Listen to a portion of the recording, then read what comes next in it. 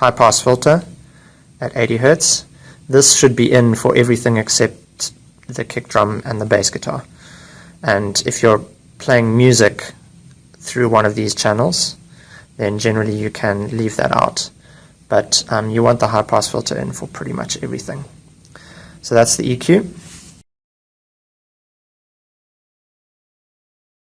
Next section is the EQ.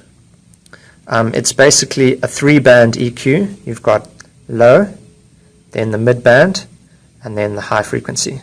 The high frequency is set, I think, at 12K. I'll have to refer to the manual, but if I remember correctly from when we used this desk about 10 years ago, that's at 12K, and the low frequency is at 80 Hz.